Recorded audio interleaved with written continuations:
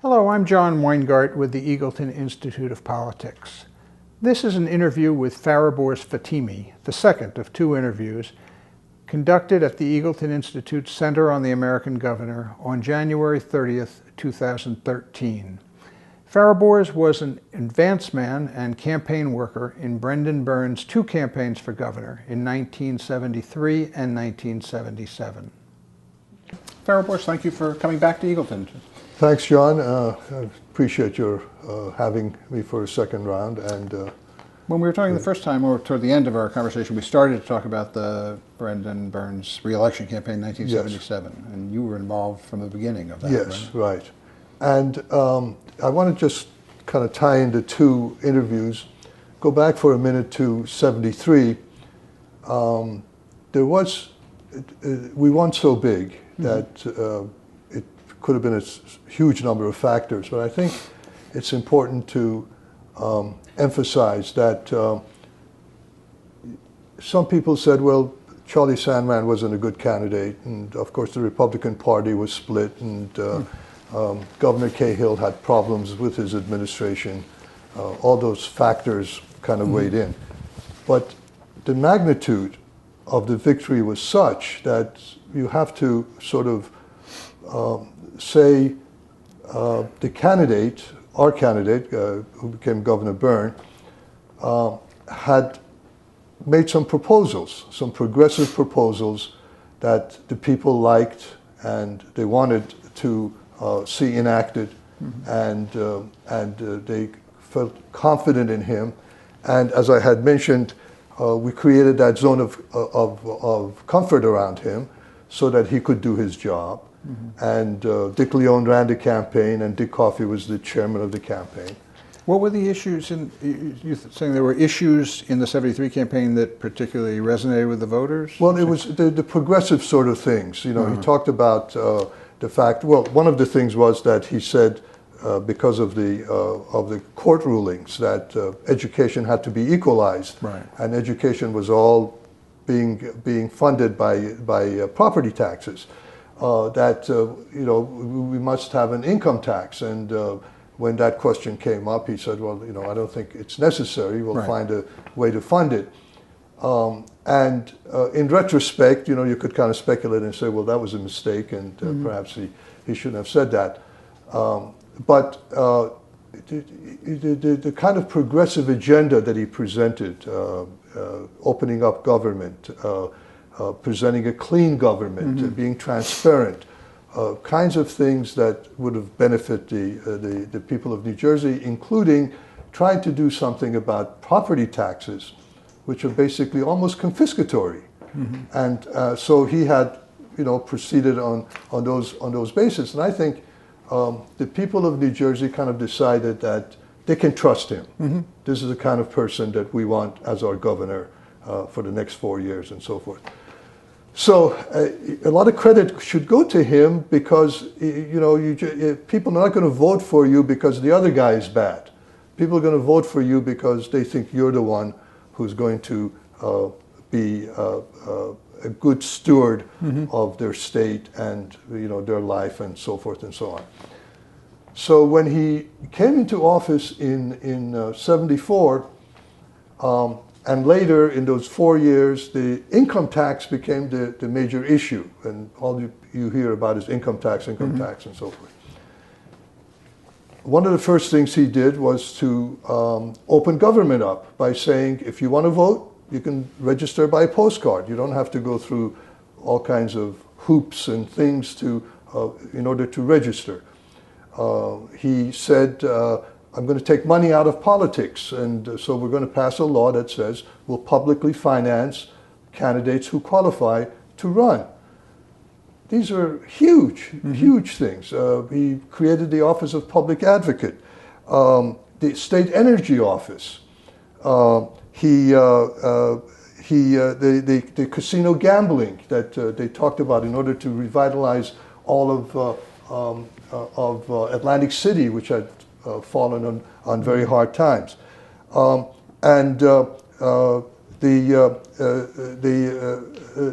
when we ran into the energy problem, very resolutely, he said, I'm going to institute odd and even, make decisions. Basically, and there were so many other things, some kind of progressive things. It's interesting because a lot, most if not all of those things were not particularly mentioned in the campaign. They were responding to opportunities or situations that arose once he was elected. Right.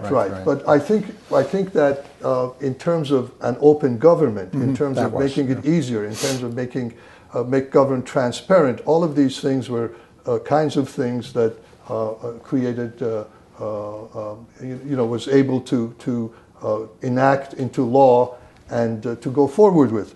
And auto inspection, that was something very unusual for a state to do, to try to reduce the carbon monoxide in the air and all of that. These are just a few things that I was going back and looking at in terms of a very progressive kind of a program that he presented to the people. And when I was thinking about this, it struck me that the income tax controversy kind of blanketed all of this. But I don't think in the minds of the people of New Jersey, these things were not major issues, in terms of a governor making decisions not based on ideology, not based on what's an advantage to the party or to a certain group, but based on decent common sense, and a person who was a doer, who was going to make decisions and carry them out, and not be a politician of going to one side to the other side and doing things like that. And I think that became something that, as I campaigned with him, was a hallmark of his administration. And what was interesting, the contrast between, we talked a little bit in that first interview, but the contrast between 73 and 76, 77 was that he knew what he wanted to do.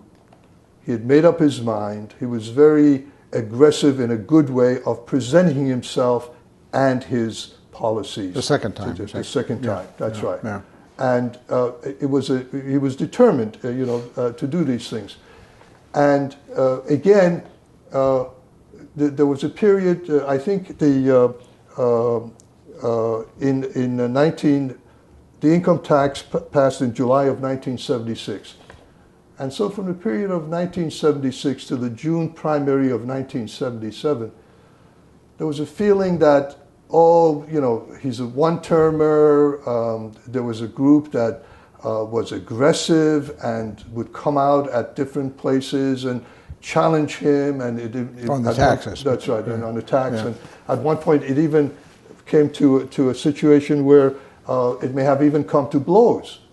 But in 73, when he ran on promises. In 77, when he ran on accomplishments.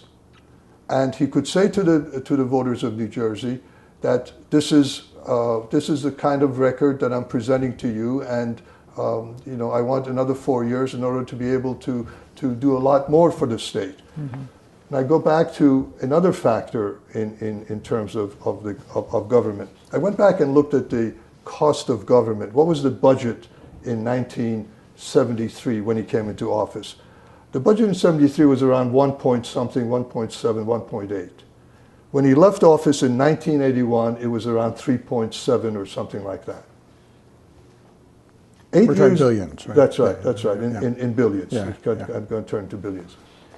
In 8 years after the governor had left office and Kane had become governor, the budget had jumped to almost $12 billion.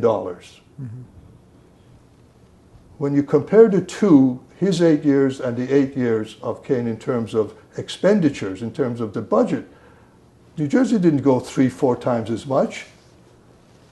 I didn't get 4 times as much services as so that it would be reflected in the budget. All of these things. And he promised, he said, if we enact the income tax, I'm going to bring down property taxes. I'm going to give you a rebate for your for some of these taxes that have become almost confiscatory. And he kept his promise, and he did that. And so it was a totally two different kinds of campaigns when he ran in 77. But there was a period. Others had sensed that, oh, you know, this income tax, this is the wrong decision. The people are going to reject him. They're going to reject it. One term burn, right. All of that.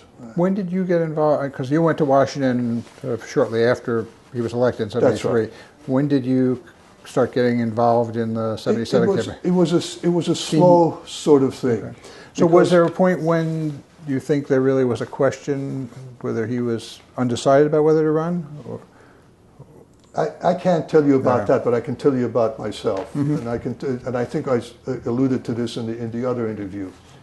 There was a group of us who were very strongly for his running again, and there was a meeting at Morven, and I think perhaps the former First Lady was there.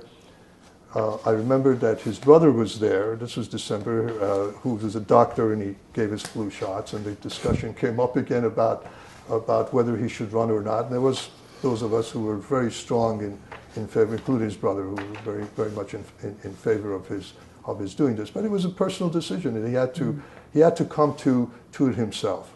But there were county chairmen who were, you know, against his running again, and there were others who came to him and said, "Oh, you know, don't run." And there were people who were with him in the first term who sort of started to shy away, and they said, "Oh, yeah, we wanted him to run," but then they disappeared.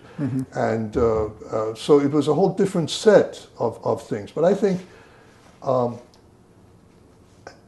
he felt, and you know, he possibly has said these in his interviews, but my sense of it was that he deserved re-election, and he had to go out and talk to the people and tell them why. Let me ask, I don't know if you were involved. Governor Florio has said in an interview we did for his archive that when he approached Brendan in 1976 saying he was thinking about running for governor, his feeling now in retrospect was that Brendan and Dick Leone pretty much knew that they were going to have a re-election campaign, but they made it sound more tentative to try to encourage Florio and others to get in the primary, feeling that they have a better chance of winning the primary if there were a lot of people to run against than if it was just a narrower field. Does that sound right to you? Were you? I think you have to do mental gymnastics to come to those kinds of conclusions, because you know, that 1 year in between the passage of income tax and the kind of reaction that this group had created, it was a minority, but they were vocal, they were out there. So the perception, the sort of conventional wisdom started to become that he's weak, and maybe they had polls that indicated that you know, well, the public polls show him being weak. This is a good chance for them to take him on.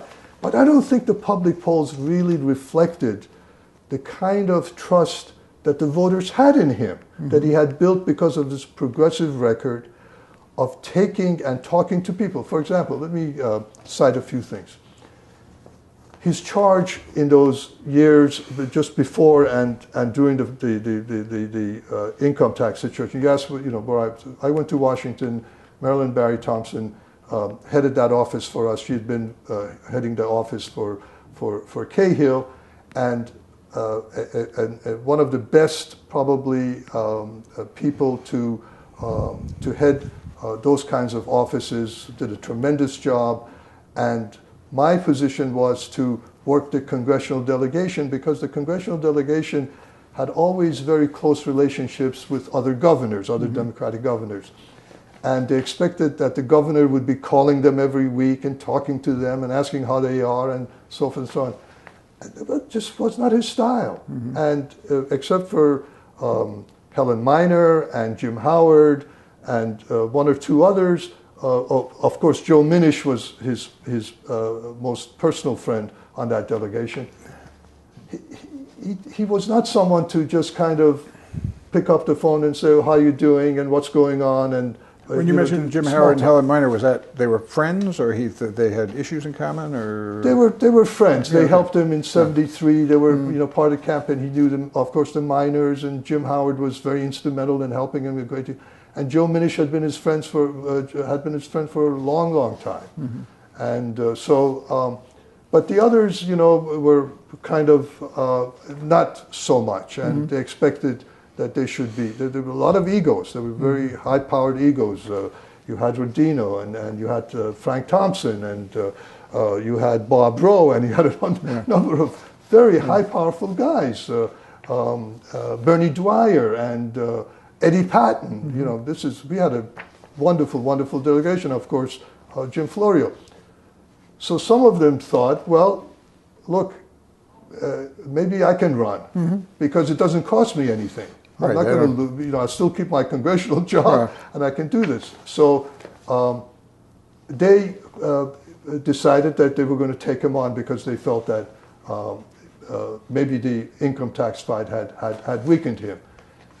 But in this period, we went out and we did county days. Now, I slowly, in the beginning, not to jump around too much, but when I went to Washington, there was a feeling that now that the state troopers were driving him around, we don't need to have the kind of advance and political operation that we had around him. That they can handle it. But the state troopers were there for the security of the family, and I'm honored that the former First Lady is here. I think she will remember that. Although she didn't really talk about her own campaign style and what a natural campaigner she is, that several times I said to her, and seriously, that maybe she ought to run for office. And of course she would look at me aghast and say, don't you dare. She's chuckling now. And of course she's chuckling now also, and she did then. Was there, I may have asked you this the other time we talked, but was there talk of Brendan running for national office? Oh yes, of course. When he had this. Once he was reelected. No. When he first came in, with a lot of progressive things that he passed and the kinds of things he did, and let's look at this, John, because you're doing the studies of all these governments and governors and possibly other governors in other states. And I was reflecting on the fact that it'll be 40 years in April since the Byrne administration started. He comes in with a progressive program of opening up government, making it transparent. Then you get these Republican governors to come in 2010, and what's the first thing they do? Restrict the vote. Shut down advocacy for people,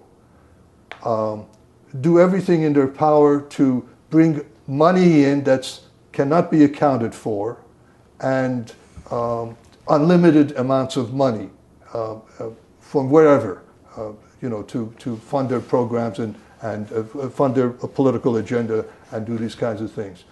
And here you have a progressive governor 40 years ago, and they have regressive governors 40 years later coming in. My sense is they're not going to stay very long. I think these are all one-termers, and they'll go out, and they should. Because the process of government, if you believe in democracy, you don't try to limit the vote because the majority should rule. Not a minority by limiting the vote or trying to take the vote away from people and do those kinds of things. And when you think back about that kind of a program that he had instituted, there was a lot of talk for him, and I think we talked about this a little bit in that first interview, as a possible vice presidential candidate and then possibly a presidential candidate. Before I was talking with the former First Lady that Jimmy Carter, when he was running for president, first thing he did was come to New Jersey. We were the first governor to qualify him. To endorse him. That's right, New Jersey. And he stayed at Morven with the governor, had a wonderful relationship with the governor.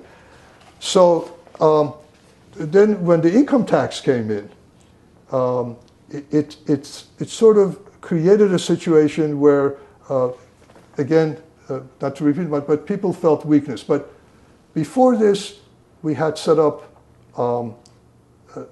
county days, as we had called them. And slowly, when he went out and he started to see that state troopers are not going to do the political stuff, state troopers are not going to do the advanced work necessary to make sure that he's received properly as the governor of the state, that sort of thing.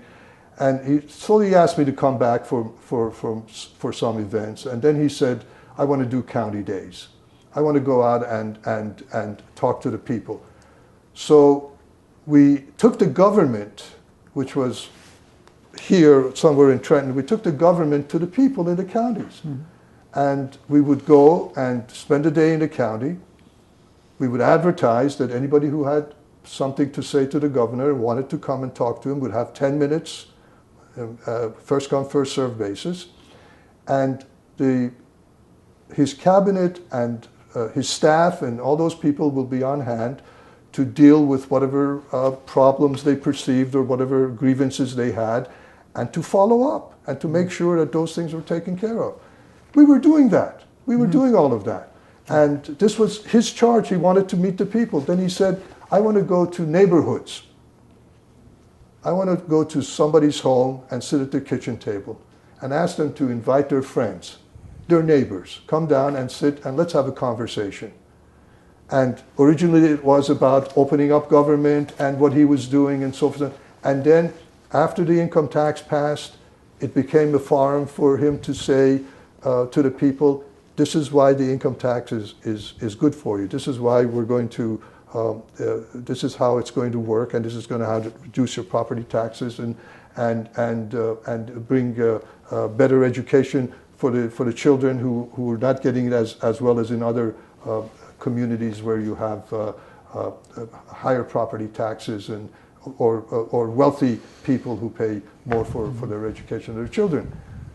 And so he had these conversations, and this was all out there. And so when the income tax hit, he had done many things to go to the people. Now, it became a point where we had to sort of be careful about the kinds of events that we did, so that it did not turn out to become another feather in the cap of those who were the noisy. So what did that mean? Did it mean events where you more or less controlled it? Control the audience. Exactly, yeah, more or less control it, so it didn't become a feather in their cap again. And of course the press loved this, and they wanted the controversy. Yeah, sure. Exactly. Yeah.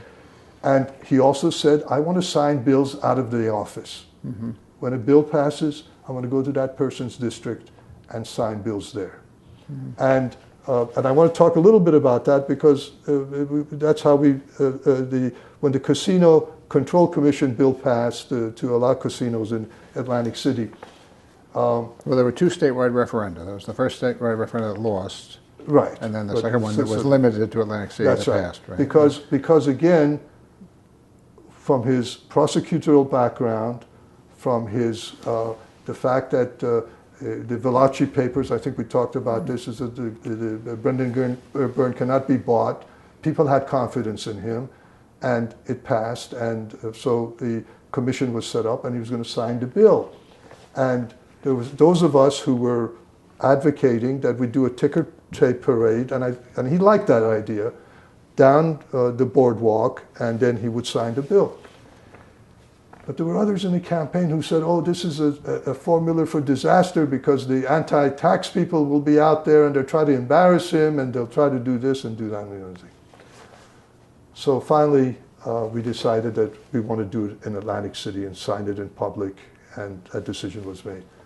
And when we went to do that, the mayor said, no, he wants to have it signed in his office, Mayor Lazaro. Now, Mayor Lazaro was an interesting mayor.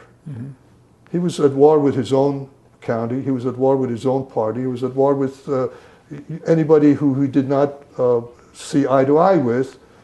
And so he was afraid that if this is signed in public, Steve Persky, who was the original person who suggested the idea to the governor, and before he even was a candidate, Steve had come to see him before he was a candidate. He was then a legislator in That's right. And he was surprised that the candidate at that time was very open to this, and had at one point, as a prosecutor, had advocated that this should be done. And Steve was a very strong and good friend and supporter in Atlantic County, and the mayor felt that perhaps he would be excluded from the signing if it's done outdoors. Okay. So we sent our advance people down. Russ Corby, who had worked for John Russo, for a state senator from Ocean County, was one of our advance people at the time. And Lazaro said to him and to anybody else who we had sent down to try to put things together with Steve, that if you leave your hotel room, I'm going to arrest you. So to the staff? Yeah, to the staff. Yeah. They were like virtual house arrest. And so I said to the governor, I said, this is the situation we're facing, and this is an impossible situation, and I'm going to go down personally after our campaign stops that night with Ira Dorfman, who was our scheduler. The both of us will go down and talk to the mayor and see if we can talk some sense to him and assure him that he'll be put in a car with the governor, that nobody's going to exclude him. I'll personally escort him and put him in a car. And in the meantime, Steve Persky, of course, he was a state legislator, so he went ahead and he was doing all the arrangements that we had needed to do. But in order to do anything on the boardwalk and in order to do an open parade, we need permits, and the mayor wouldn't give us the permits. So we went down that night and spent several hours with him, tried to reason with him. I don't know why he was the way he was, but we tried our best, and he still refused.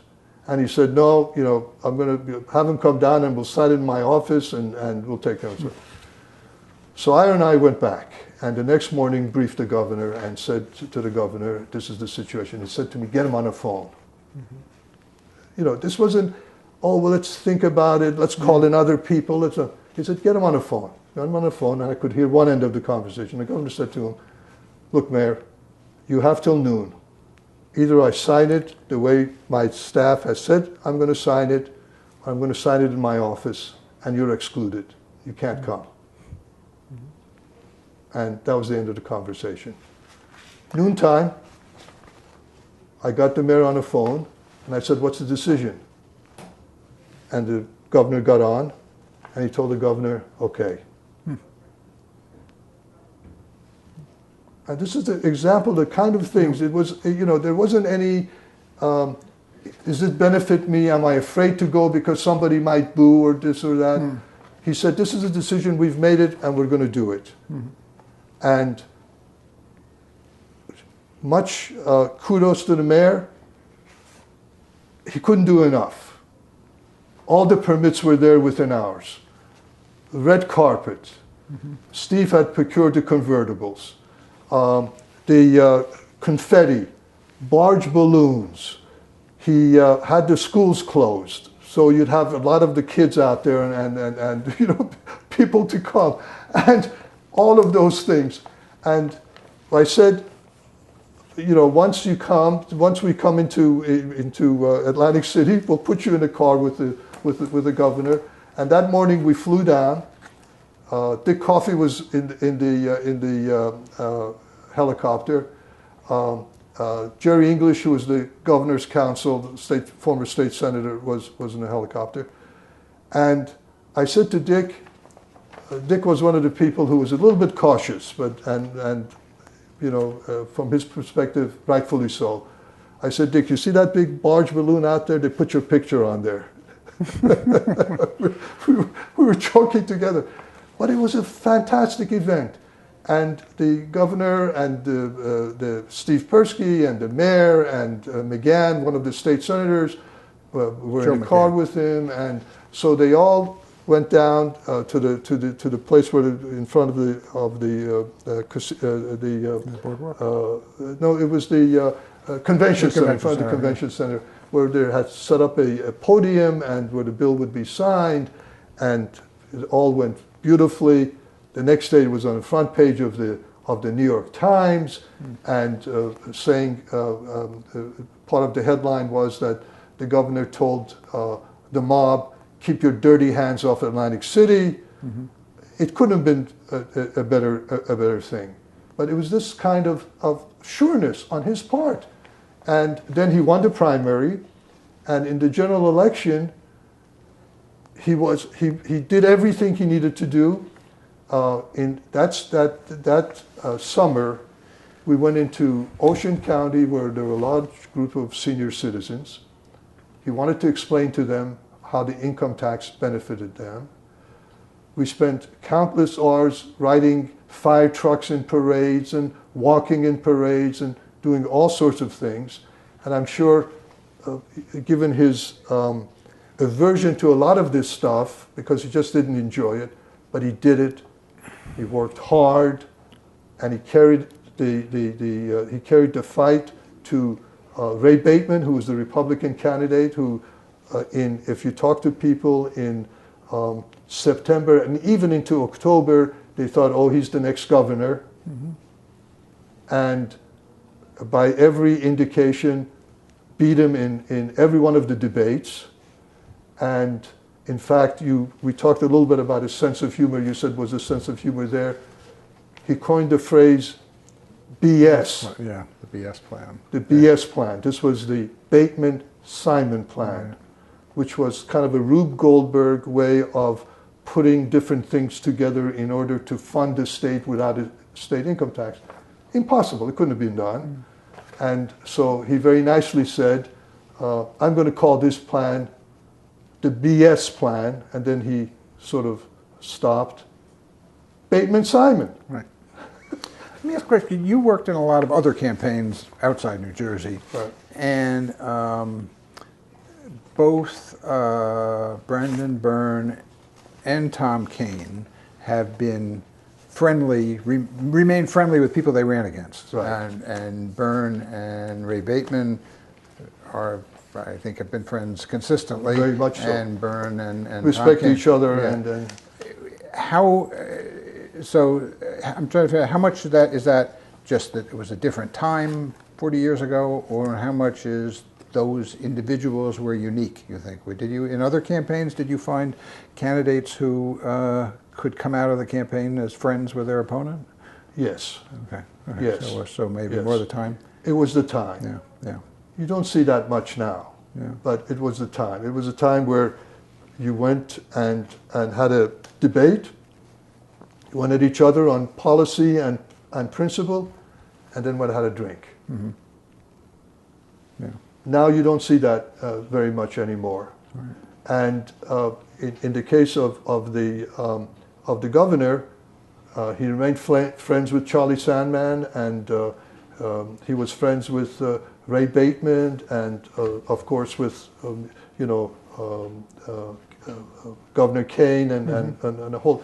But it was also his nature. He never took it personal. It was a campaign that you're involved in, and once that's over with, the atmospherics of it was to remain friends because they respected each other. Mm-hmm. It wasn't that I'm out to destroy you in any way, shape, or form that I can.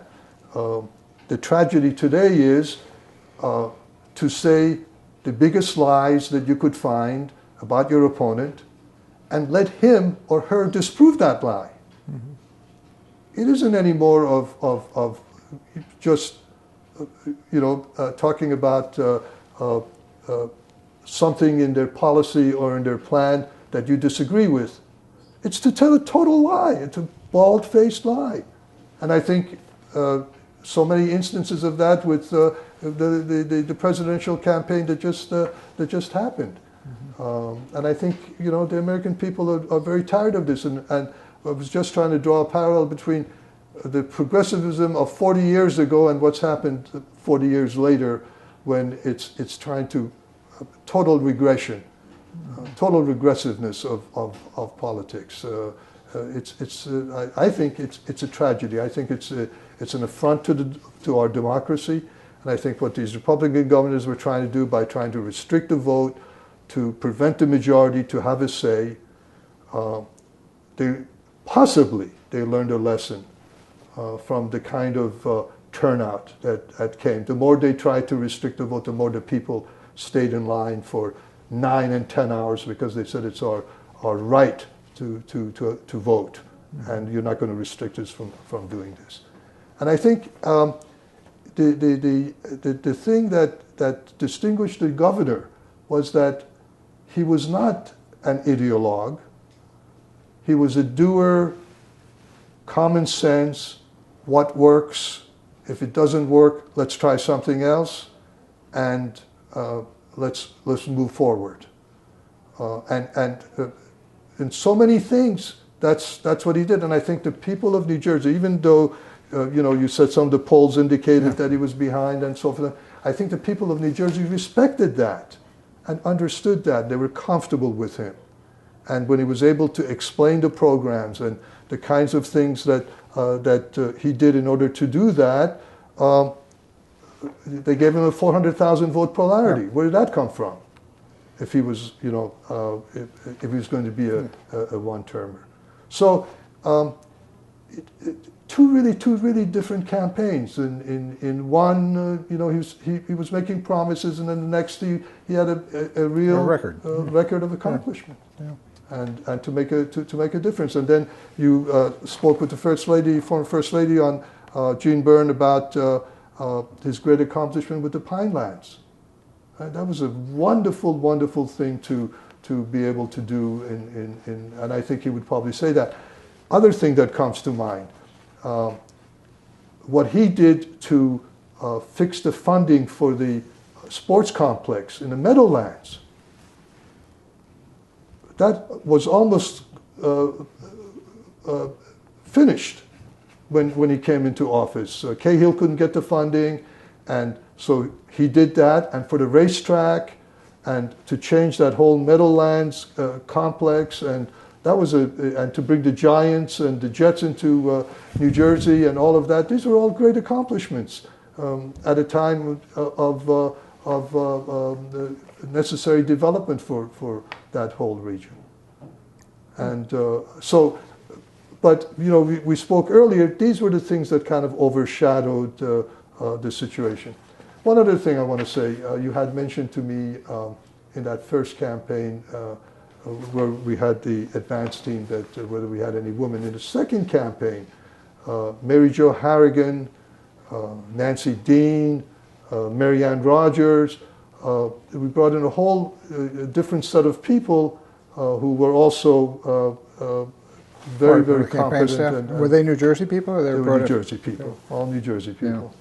And very competent, and did a wonderful job. We were doing so many things on so many fronts, and the results, I think, kind of speak for themselves. Now, I want to just mention two things, because I brought this here unless you have something else for me to say. Two other things.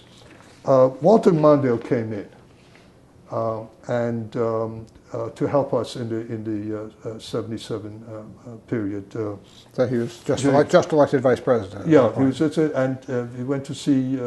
We took him to Cliffside Park. Jerry Calabrese was mayor, still mayor.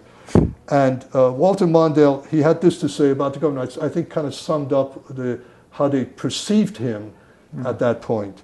He said, the governor has a reputation for unquestioned honesty, integrity, and openness of government.